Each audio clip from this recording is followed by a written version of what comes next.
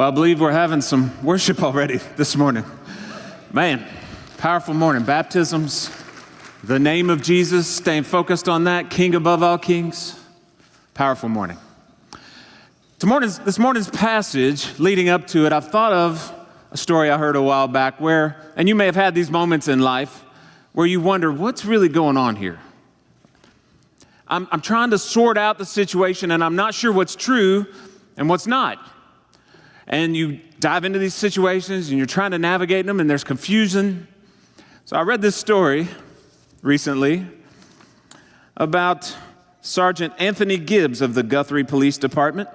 Routine traffic stop, pulls over Stephen Jennings, Rachel Rivera, and just a routine stop. They had expired tags. That was it.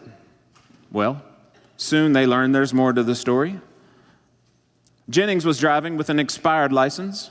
Rivera was a convicted felon in possession of a firearm. Both placed under arrest. The vehicle was impounded because of lack of insurance. It was later discovered the vehicle had been stolen.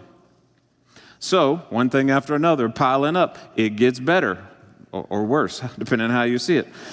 When the impoundment of the vehicle begins and they start moving things around in the car, they find a rattlesnake in the back seat. Of course, right? Who doesn't travel with a live rattlesnake? It was surprising, to say the least, said Officer Gibbs. As they continued to search the vehicle, they spotted an open bottle of Kentucky Deluxe whiskey near another firearm. Then they discovered a container of yellowish powder labeled uranium. Of course. What in the world is going on here? One thing after another. Come to find out, it did not appear that Jennings or Rivera were under the influence of alcohol. There's one bright note in the whole situation. And they were not charged with possession of uranium because they had a legal amount. Who knew that there was a legal amount of uranium to possess? You encounter this situation, you hear that, and you go, what is the backstory behind this? How did this couple, these two people, end up in this situation? And I bet the sergeant involved in this is going, what is the true story? What is false? What is going on? How do I sort this out? Because we want to be moving towards truth. We want our police officers to move towards truth. We want, as ourselves, as followers of Christ, to be pursuing truth. How do we move towards truth? Today's passage, we're going to see this conflict around truth. In fact, the key idea here is we're going to see three kingdoms in conflict in the pursuit of truth. Three different kingdoms in conflict here.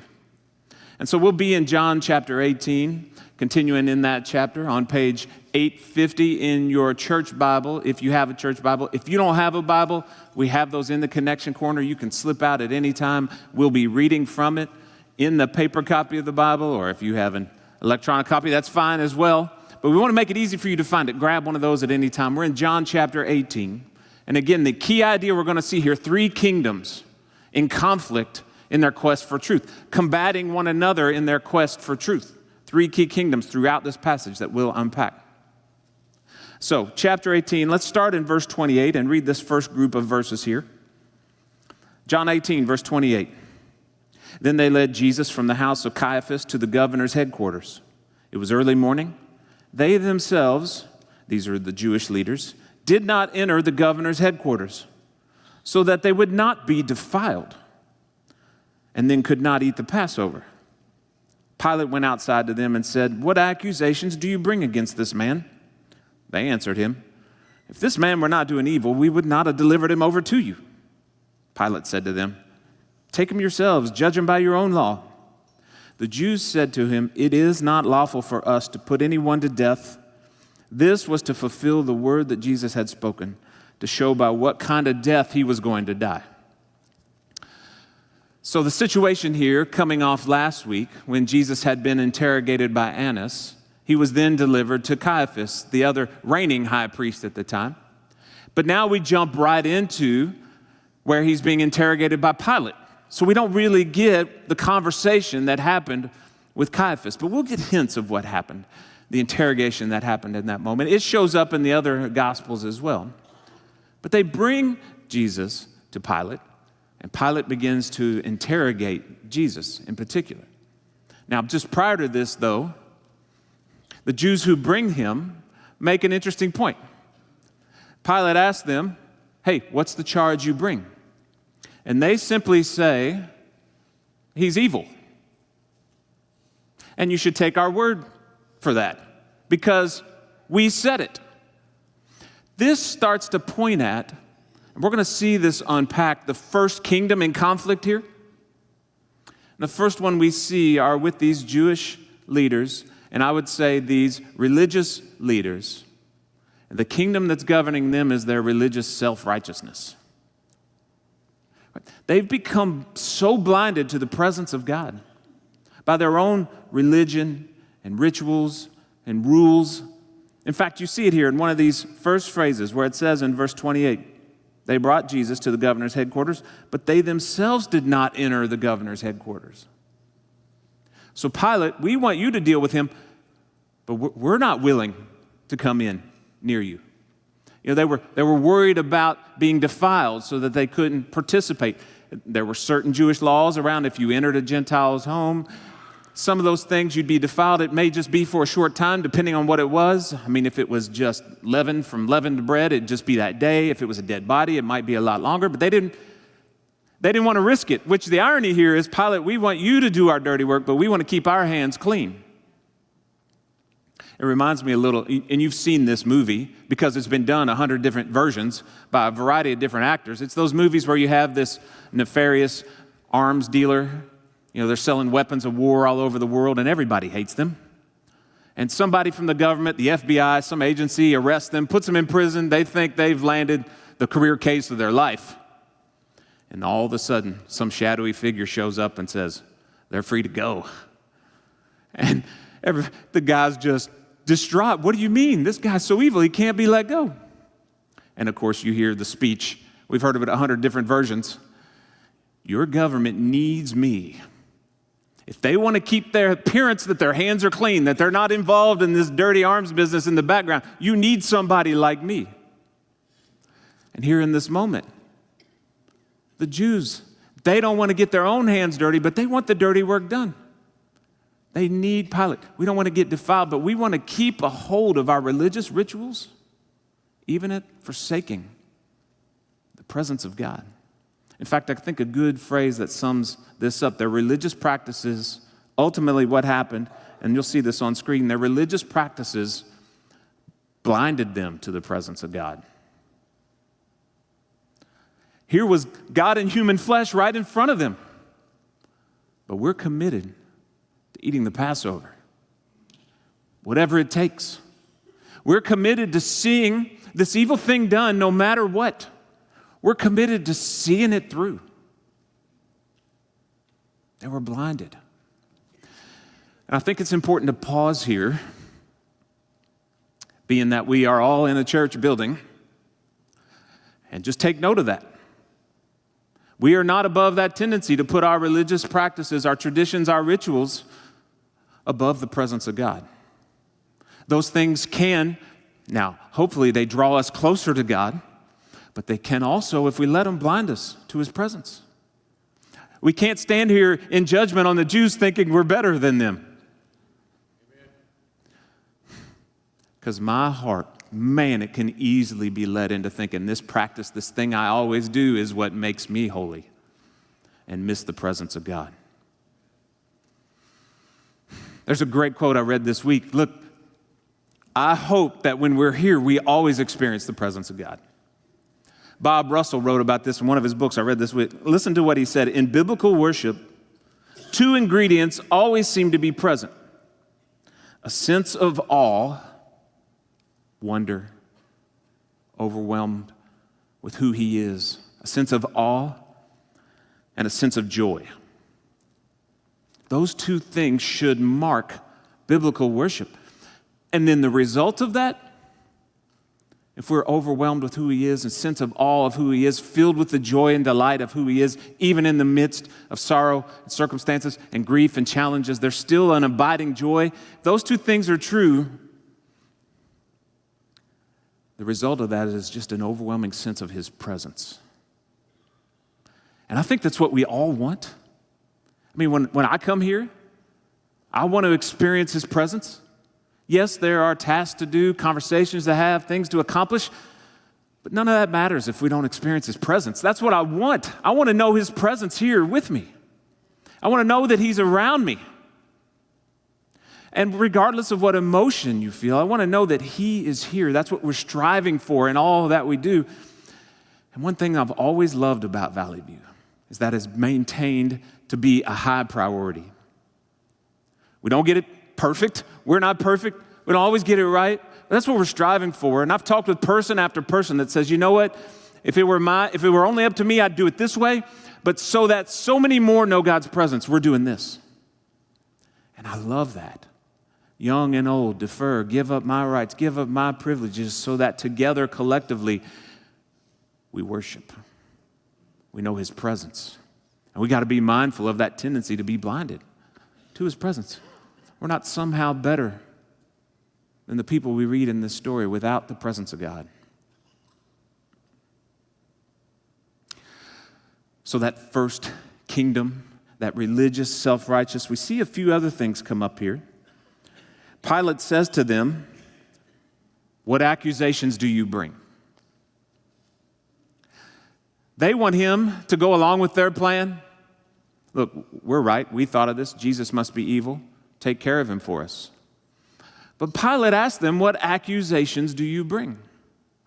I need specifics. Now, some think this is him merely dismissing them. Look, I don't want to mess with this religious argument between you.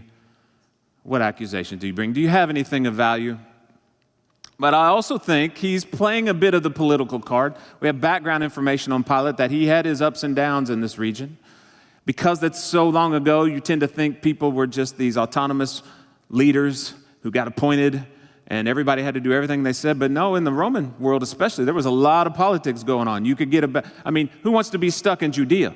He wants to move his way back up to Rome. There's a lot of politics going on at this time. And some, when he says this, "What accusation do you bring?" thinks this is just a gentle reminder to the Jews. You need me. You already know it, but I'm reminding you. You need me. If you want to see this go through, you need me. And here's the challenging part. The reality is they were both after the same thing. Both the religious leaders and Pilate, they're both after the same thing. They both just mainly were concerned about power. Their kingdom was about power, about control, about making sure that we did whatever it takes to keep power, even at the sake of the presence of God. So Pilate says, "What accusations do you bring?" They know, they get the hint that they need him. But look at their response. Look back at verse 31. Pilate said to them, "Take him yourselves, judge him by your own law." The Jews said to him, "It is not lawful for us to put anyone to death." So they acknowledge, we don't have the ability to put him to death. Now, we talked about this at length in the book of Ephesians chapter 2, where it says Jesus had broken down the barrier, the dividing wall in the temple. The one time they had the ability at this time, the Romans had allowed them to retain, was if someone crossed into the inner temple courtyard. They could carry out capital punishment. And so maybe they're acknowledging that it's not lawful for us. But here's an interesting thing on the background of this phrase, "it is not lawful." When you look up all the other times that is used, when it's used by Jewish leaders, they're not talking about Roman law. They're talking about their own religious law, about their own Jewish laws and rituals, which means, follow me here, keep with me, the point here with them is we recognize that we don't have a right to do this. Now, that's dangerous territory to be in. Okay, you may have been there at times. You may have seen people there. I want what I want. I know it's wrong, but I want it at all costs. I will have this thing no matter what. Maybe you've seen that husband who have said, "I want this other relationship at all costs. I know it's wrong, but I'm going to go toward it." In fact, my wife Julie relayed a story with me this week. You've probably heard, you're probably familiar with Henry VIII, who had multiple wives, and he wanted to divorce his first wife, And the Catholic Church wouldn't let him, so he conveniently started another church. They'll let me. If I start it and I'm the head, I'll go to any length it takes to get what I want. Side note, one of his wives, he decided to divorce. Here was his basis for divorcing. She was ugly. He saw her profile picture online. Well, it was a painting before he met her. And what he saw in person didn't match up with what he saw online. She's ugly. I want what I want, and I will have it, no matter what. You've seen that. You've seen that maybe as a student. You've seen a friend at school that you know what they're doing is wrong, but they keep doing it because of the friends that attracts. They're lonely. They're hurting. And so they keep going down that path. Or maybe it's been at work. You've seen a coworker who just continues to do that thing that they know is wrong, and they know that you know is wrong, but they like the money, or they like the praise. They like the benefits that come from that. I want what I want, even when I know, as it says here, it's not lawful, and we will have it, even if we have to lean on people we despise, Pilate, to bring it about. Now, what happens in these moments when you see this happening, someone going towards what they know is wrong? I think we all rightly take a step back and go, Lord, where are you? What's happening? How has this happened? Well, we get a ray of light to that question here in verse 32. Look at what's happening in verse 32. It's not lawful for us to put anyone to death. Look at verse 32. This was to fulfill the word that Jesus had spoken, to show by what kind of death he was going to die. Now that phrase, this was to fulfill, that often is describing a quote from the Old Testament. This was to fulfill Scripture. But these words are quoting Jesus' own words. In fact, I'll throw the references on screen. I'm not going to turn to them. You can look them up later. We've already read them over the course of going through this study. Go ahead and throw those passages up in John 3, 14 and 15. That's where Jesus talks about Moses in the wilderness. As he lifted up the serpent, so I must be lifted up, Jesus said. And then in John 12, the Son of Man will also be lifted up. Jesus had predicted all along, look, I'm going to die. I'm going to die in a very specific way. Not by stoning, but by being hung on a cross. Now, here's why that's important. Here's the comforting part of that for us. Here's why that's powerful for us.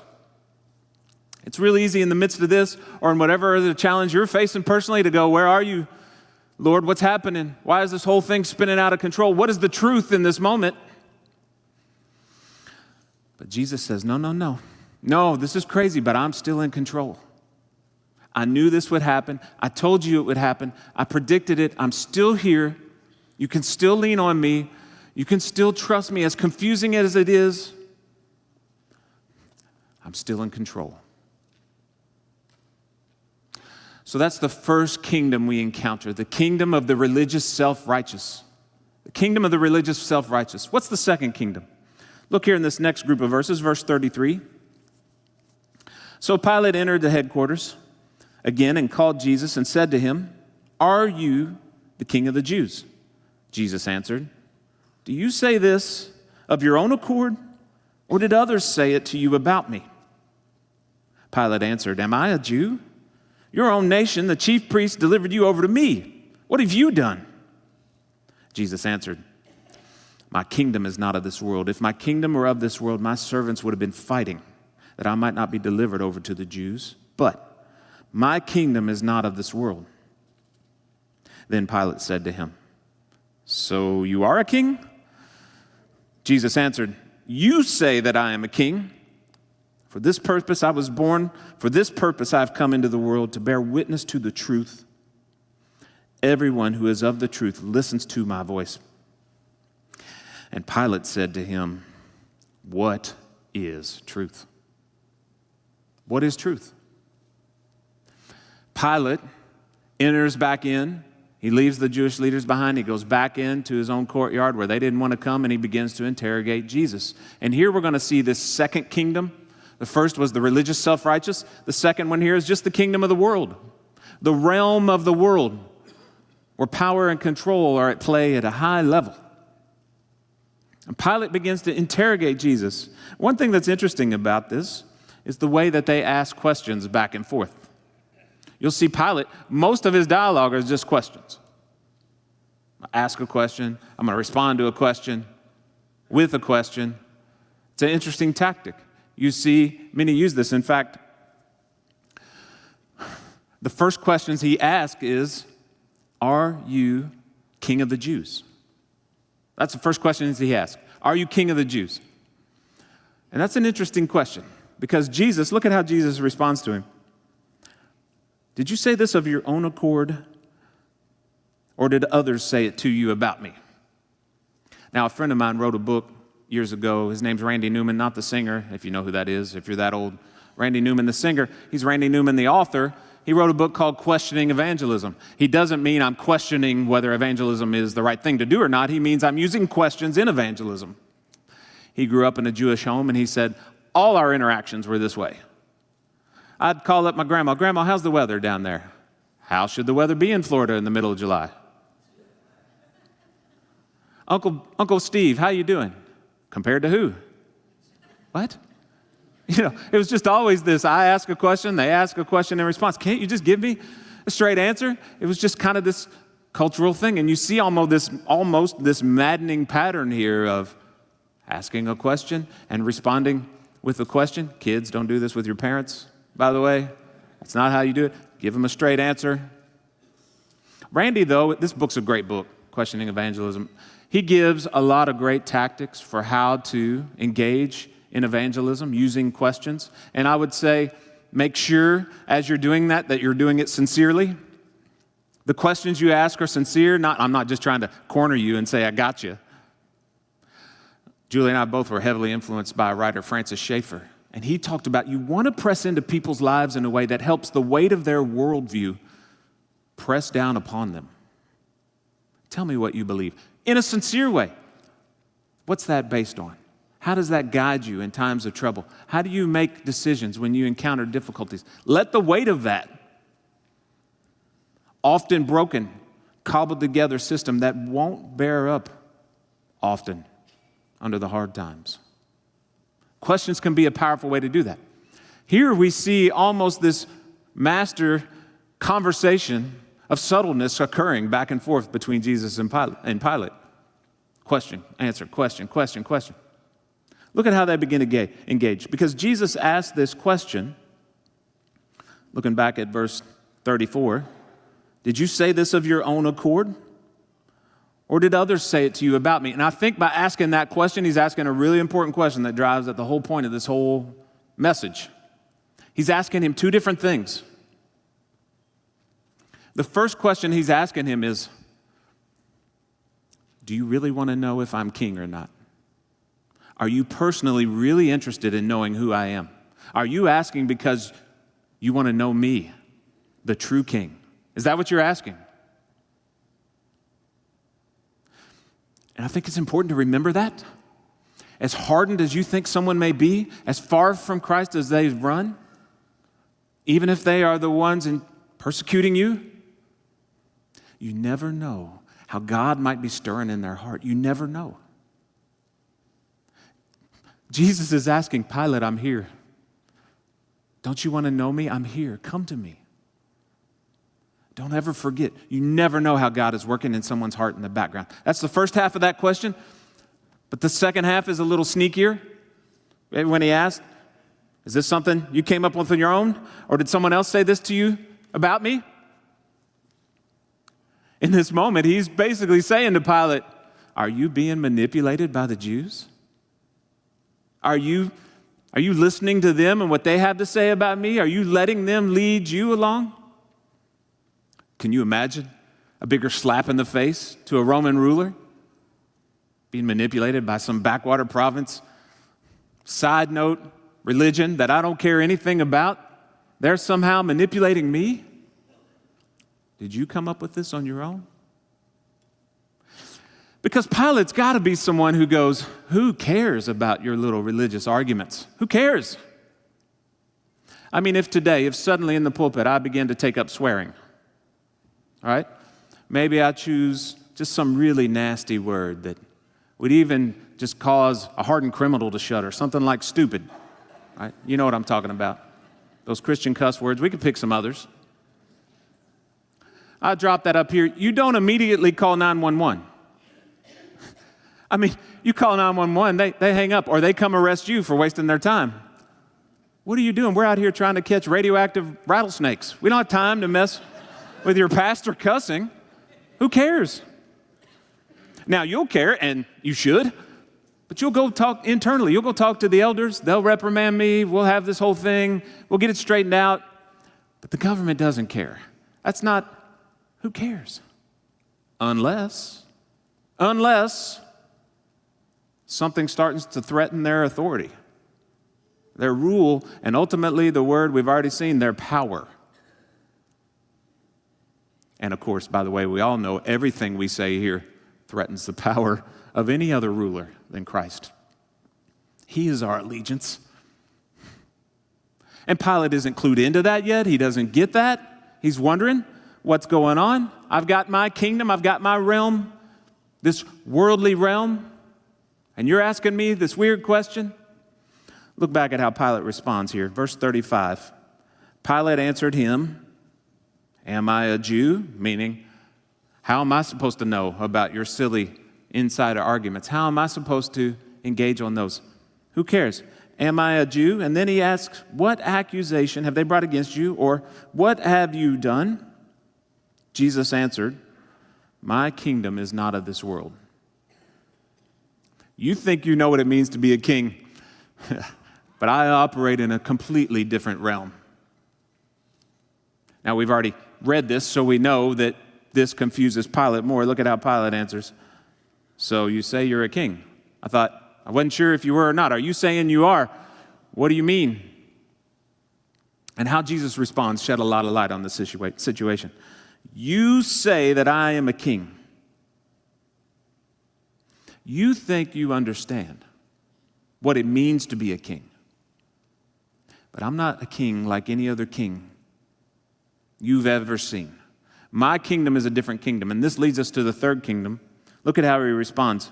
This purpose I was born, for this purpose I've come into the world to bear witness to the truth.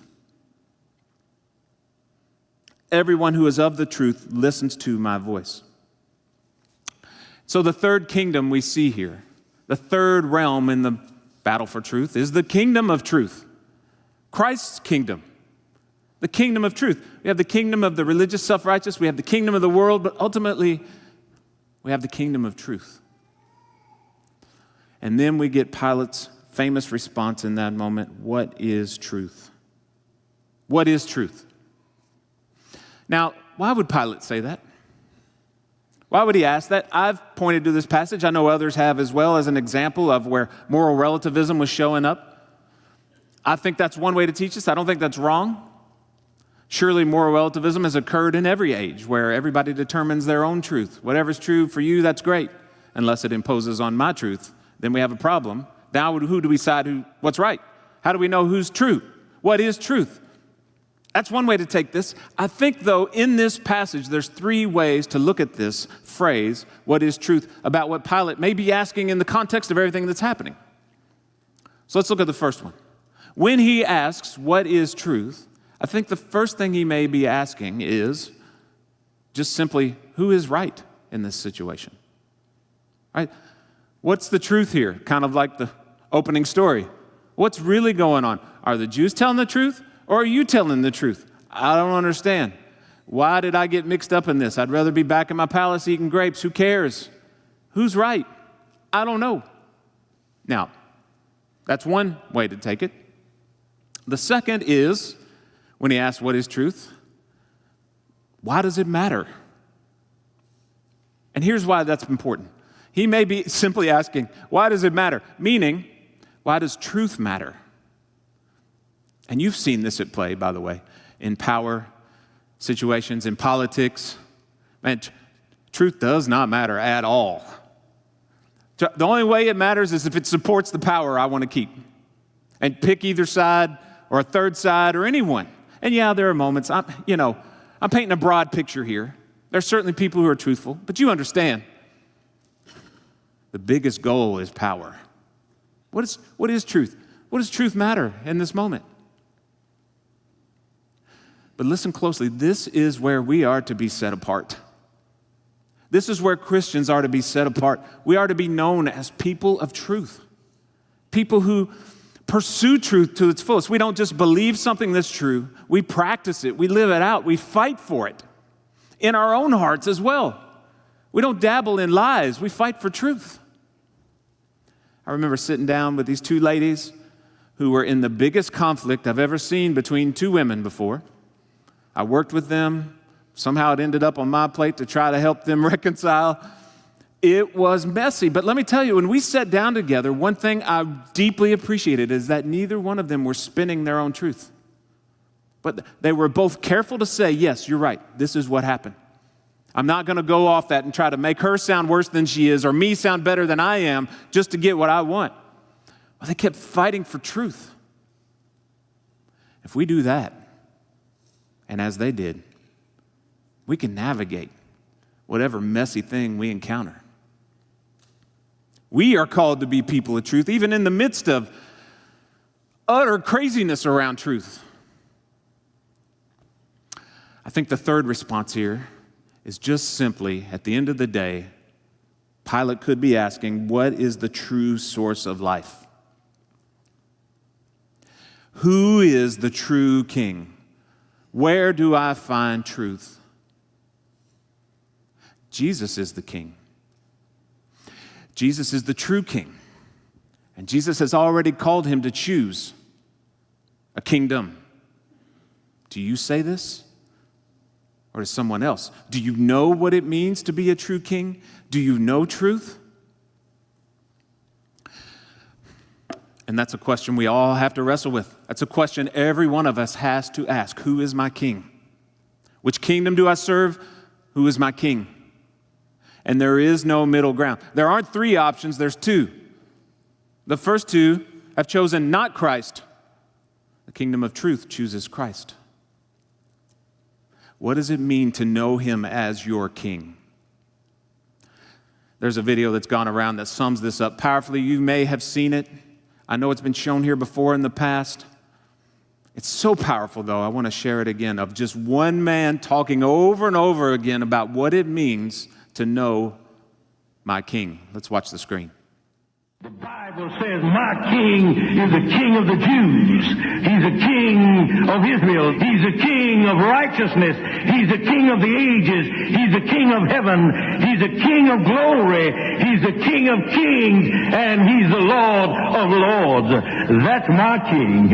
I wonder, do you know him? My king is a sovereign king. No means of measure can define his limitless love. He's enduringly strong. He's entirely sincere.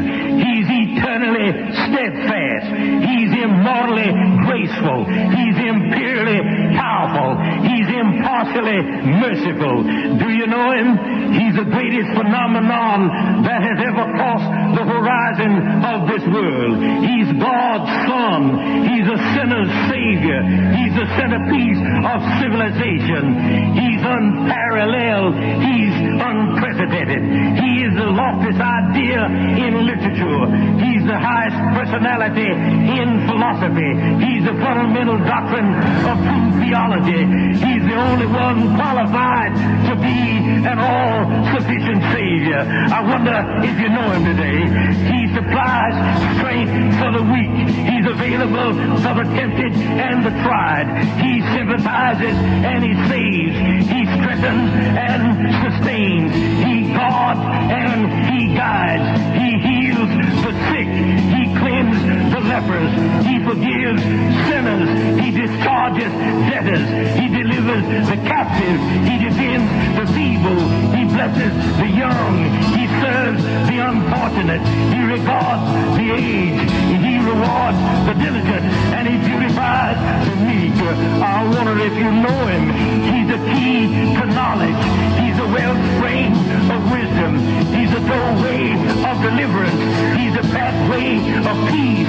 He's the roadway of righteousness. He's the highway of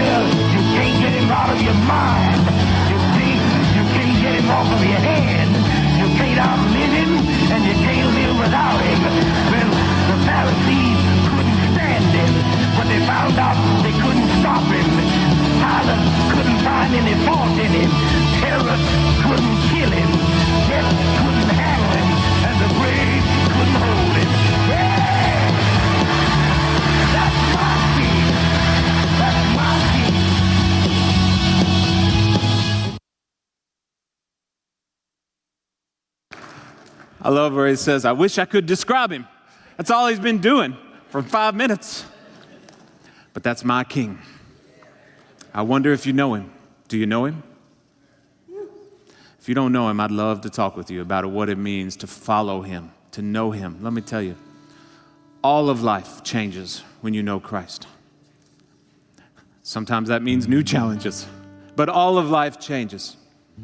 I'd love to talk with you about him today. But let's pray. God, thank you for this morning. Thank you for your word that guides us.